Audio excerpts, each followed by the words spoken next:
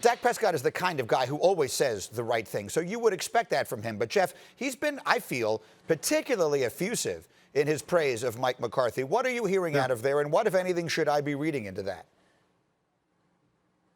Well, to me, what's interesting, Greeny, you could flip that quote around, and it could be McCarthy talking about Dak Prescott. And I think that that's exactly why this makes so much sense. These two guys are very respected within their locker room. I know both of them pretty well, and they're just the kind of guys that will lead this team through example, through respectability.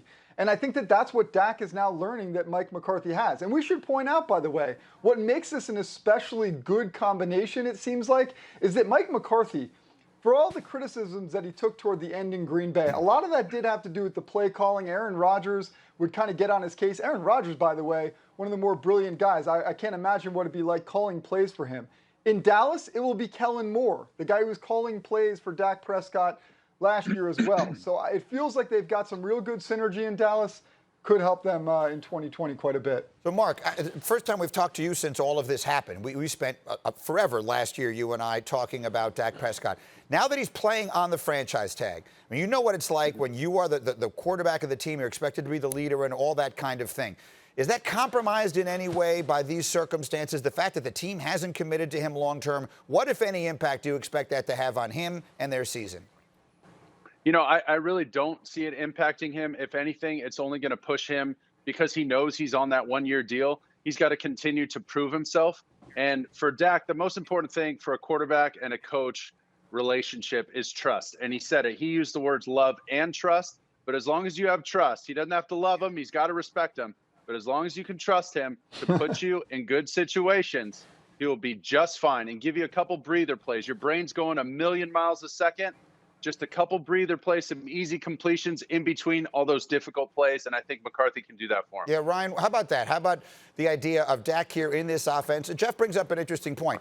McCarthy was much maligned towards the end of his tenure in Green Bay, but they had a lot of success together there. What do you expect the difference to be with the Cowboys this year? I think the difference doesn't have to do with Dak Prescott in this Dallas Cowboy offense. I mean, they were able to put up yardage and score points last year. I think Mike McCarthy is here to make the Dallas Cowboys play well in situational football moments as a team. Right? He's here to get this team over the hump, not allow this offense to be better. And I think that's what you get when you get Mike McCarthy talking about vulnerability, talking about the ways that he's improved and the things that he's gone through that brought him to this point in his career. And Jeff made a good point about Kellen Moore being the play caller. This isn't about what the quarterback and head coach can do. This is about what the Dallas Cowboys can do as an organization.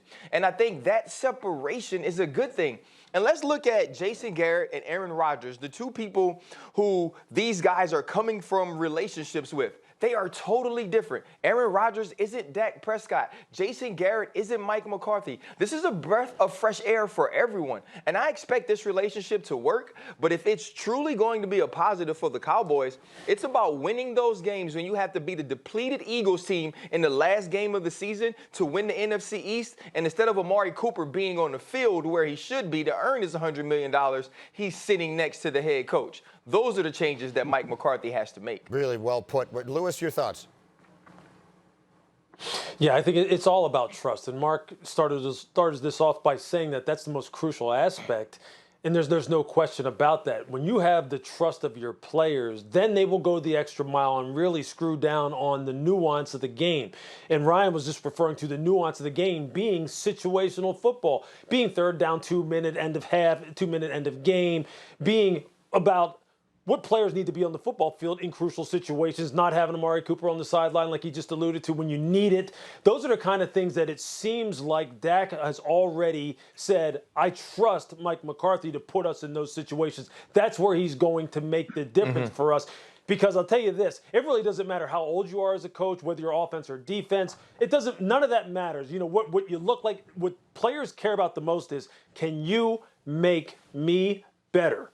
Period. If you can make me better, I don't care if you're 20, I don't care if you're 200. Can you make me better and can you help us win games? Because if you make me better, I get paid more. If we win games, we get paid more. And ultimately, that's what it's about. It's about really securing my financial future and being a winner. So can you help me? Because if you can help me, I'm with you. If you can't, get out of here. Preach. Mark, really quickly, Get me paid. do you expect big things from them? Do you expect, you have been a Dak Prescott fan on this show, Mark Sanchez. Quick final thought. Do you expect big things from him and them this year?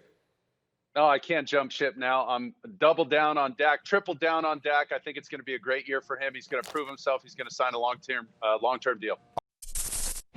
Thank you for watching ESPN on YouTube. For live streaming sports and premium content, subscribe to ESPN+.